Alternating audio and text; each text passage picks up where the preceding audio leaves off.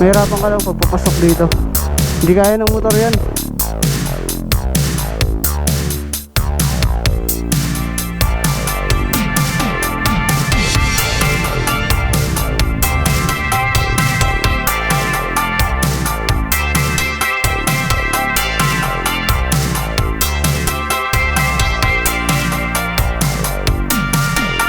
Experience all of here: sunrise, sea clouds, picnic, tree planting.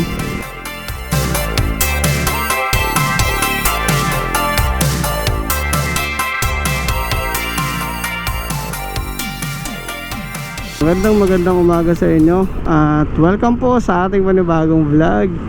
Anyway mga kuisa, papunta tayo ngayon sa may Marilake para mamitik at pumunta sa isa sa pinaka tourist spot dito. Wow, what the sheesh, parang kasintangkarang ko lang si kuya. Shoutout sir. So punta tayo ngayon guys sa Marilake at bisitahin natin yung bulubunduking, kung tawagin ay Taras sa Gulod. Uy!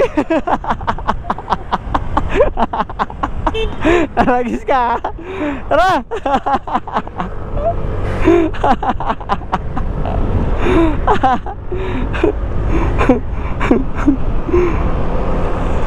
Ang galing. Punta tayo? Ha? Ang galing na kasama natin, no? Kaibigan natin yan, isa sa mga matatagal na nating kaibigan at lagi sumasabay-bay kay One Down Motovlog. Shoutout po, One Daily. Yan, follow nyo rin siya guys. So ito yung pinakamaganda dyan, is pa to, yung puting bato. Yan, Marilake. Picture ka dyan. So tara na. Ganda oh, grabe yung view. Napakalaking kalsada, napakalawak, napakaganda ng tanawin. Solid no. Na-excite ako kasama to si One Daily. Grabe no. Sumunod talaga siya oh. Isang oras yung biyahe papunta rito. Tingnan nyo nga naman guys oh, ma-traffic. Ayun oh, kitang kita mo yung kulay berdeng tanawin dito sa Tanay. Napakaganda at napakaliwalas ng kalsada. Dami natin kasabay ngayon, it's Sunday, kaya expected na medyo marami ang bumababa rito.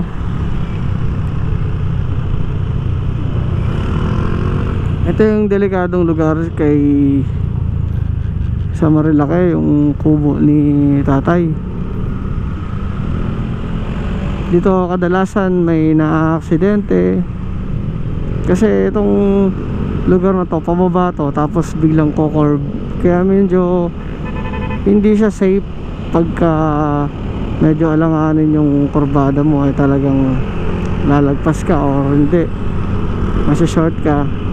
Yan ang kadalasan na na-aksidente dyan sa kubo ni tatay, no?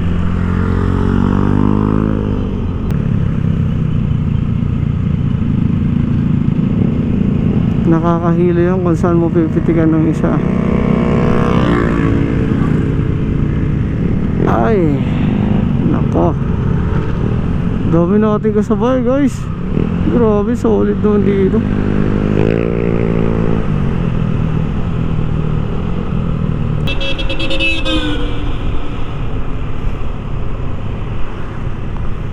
Sino kaya ang nandyan? Wala pa dito sa Devil's Corner yung mga pitikero natin. Madalas sa mga 9 yan, 9 AM to 11 AM yan, madalas 2 hours. Minsan sa isang 2 oras, sa isang oras ako guys, nakaka 500 na shots. Pero ang kadalasan na maganda lang doon nasa 100. Hindi, legit yun no? Legit yun para sa mga beginners. Ako beginners doon talaga ako mamitig eh. Swerte mo na kung maka 100 ka na sobrang ganda ng shots. Yung talagang clear, malinaw na malinaw. Ako minsan pumapalo ko lang 700 na shots. After nun i-review ko na siya. Ang minsan nakadalasan na natitira lang sa akin nasa 200. Kasi kadalasan hindi maganda yung angulo eh. Ako madalas tumitingin ako sa angulo, hindi ako tumitingin sa kung anong brand ng motor. Dami oh, tingnan nyo naman guys. Ang daming nakatambay ngayon. Grabe oh. Ang dami-dami nila. Legit sa Marilaki mo lang makikita yung tunay na saya. Joke lang. Hindi lahat minsan ito lang yung nakakalimot ka ng oras sa trabaho, diba? 7 na, sakto talaga. 7 tayo makakarating dun. Dito tayo. Ito Gulod, this way. So yung kasama natin, nawawala na. Yan, dami dito guys. Ito Gulod. Experience all of this: sunrise, yup clouds, picnic, tree planting, sunset, camping, trekking, tsaka stargazing. Yan. Wait lang natin, kasama natin. Hindi ko alam yung way nito, pero sige, diretsuin natin yan. Kasi may nauna sa aming cowork ko dito guys. Dahil nung nakaraan, humingi siya sa akin ng lugar kung saan daw pwedeng mamasyal kasama yung asawa niya. So sabi ko, kung gusto niyo ng tahimik, tara sa Gulod, dun kayo pumunta. Kasi medyo maganda yung tanawin eh. Ito ba yun? Sige, dito tayo. Kakaliwa ka, diretso na to, pababa.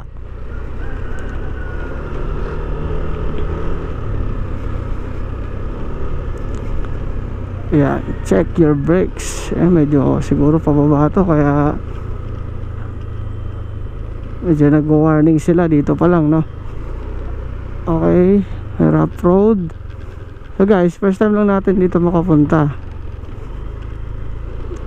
Sa Treasure Mountain, nakapunta na tayo doon. So ngayon, nata close daw yun ngayon. So masama pa. Uy.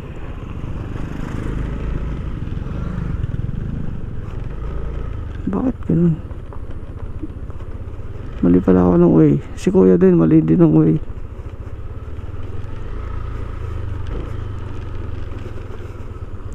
Oh, medyo malubak dito guys, rough road.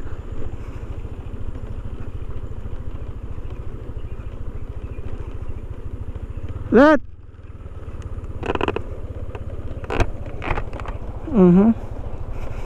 Ito nga.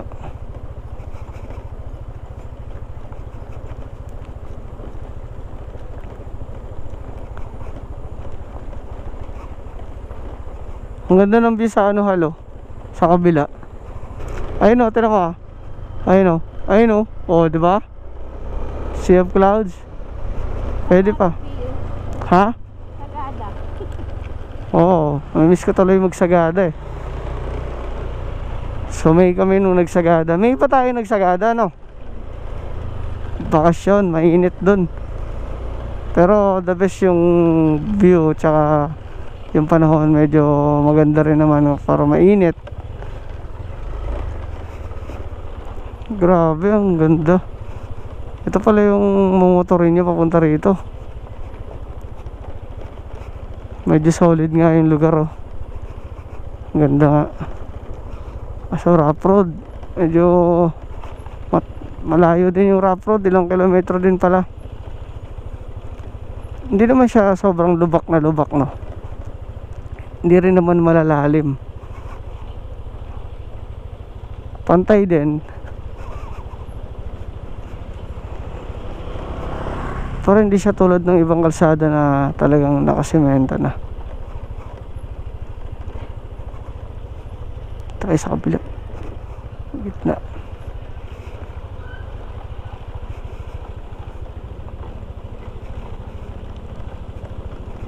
Parang flat.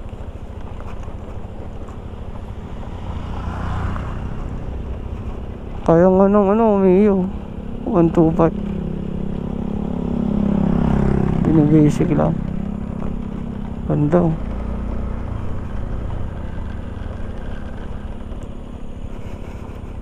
The Nature Venture Camp. Susunod pupunta tayo dito. Ano tayo? Overnight, no? Siguro mga 1 kilometers din yung rough road na pagdadaanan nyo. At ang mahirap dito, guys, ay kung maputik or umulan. Yun po ang mahirap. Be safe lang palagi. Pero ngayon medyo matitigas naman yung Mana Hills. Ito pala yung Mana Hills Rainforest. Direkta Campo Aliw.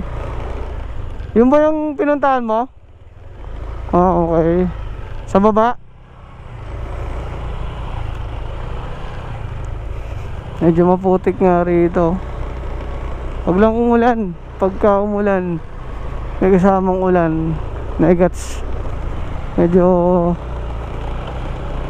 hindi natin kakayanin kasi medyo madulas yung kalsada. Tsaka may angkas tayo o possible lumubog yung ating gulong, kainin ng putik at di tayo makaalis.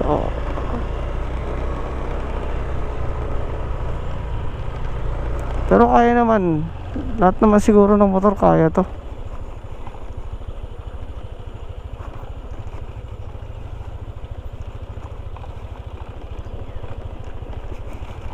Mukhang wala na. Dead end na ata yan eh. Ganda.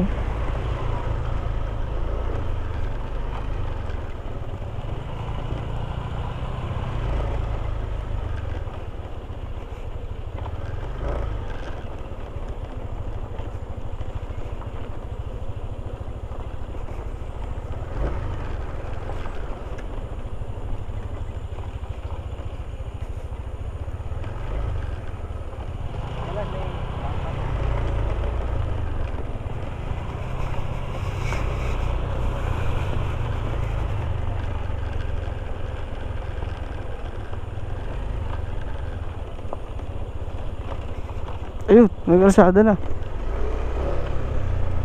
Wow! Guys, nakikita niyo yan, Sea of Clouds, Kala ko sa Sagada lang ako nakakapunta. Dito rin pala.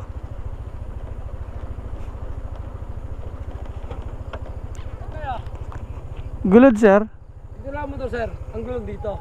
Hindi kaya ng motor. 50 pesos lang isa. Hindi kaya ng motor? Yung ito naman siya ang motor, dito lahat Wala kaya ng motor ganyan. Ay, barako.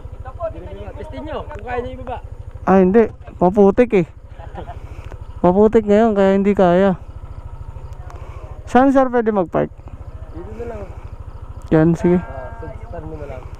Dito na. Nasabit ko yung magkabilang side. Ako po, pinapasok ko rin yung video ko. Pero mas makitig yung video ko. Dito na lang, sir. Okay lang, patulak ako. Huwag dito mo na lang, pag mas mo na lang ilak. Ako, mahirap yun. Hindi, dito, diretso mo lang to. May magbabantay naman. Ah, sige. Nakadolakan. Hindi, sakay tayo dyan, 50 lang. 50 lang. Matandaan eh. Tara. Sir, pwede dyan? Wag... Kulang ina lang. Ah, sige. Sakay na lang tayo dun. 50 lang naman eh. Ayun sir, pwede na kayo makialam dyan sa para abutin niyo yung Ayun ma'am, sasabay kayo. Ah, sabay na kami, sir. Wait lang. Yung helmet po, pwede pong isabit dyan. Nakabantay po sila dyan. Sige, wait lang. Oh guys, hanggang dito na lang muna tayo. Let's go.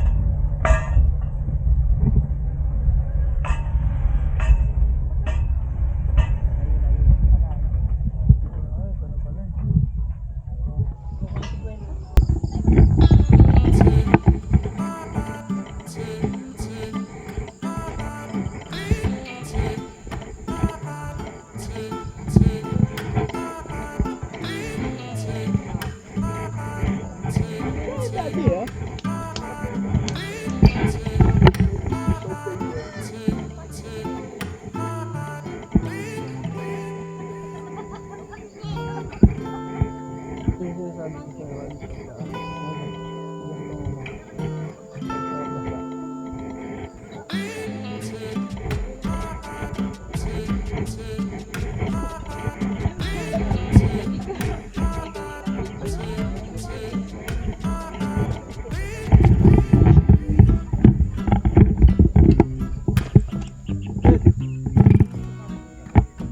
Tama ka sa amin.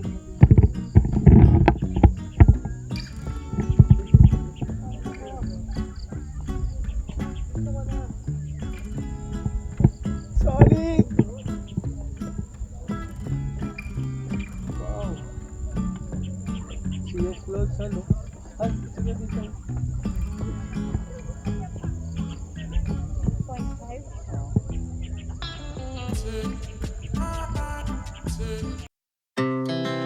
Our hearts beat to the city streets. We began to feel the fire. We rise like tall buildings as the chemicals they take us higher. The night's young and it's just begun as she puts her hand in mine. We wanna chase the night, wanna dance to the light, pull the stars from the sky, just two hearts running wild. Never sleep, never stop, as we shout from the top. We're gonna be two hearts running wild.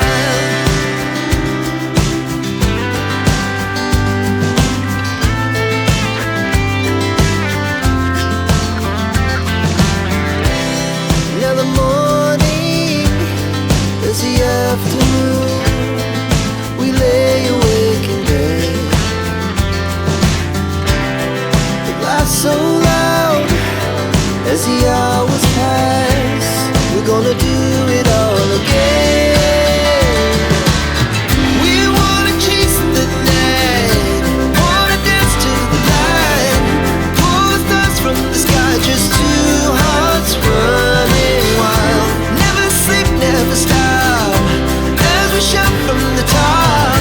We're gonna be, we're gonna be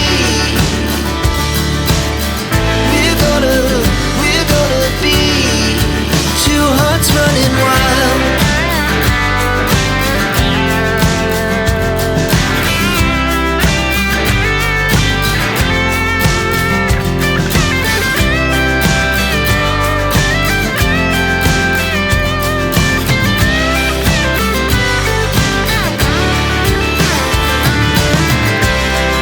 The moonlight, summer sky, it was the best we ever had.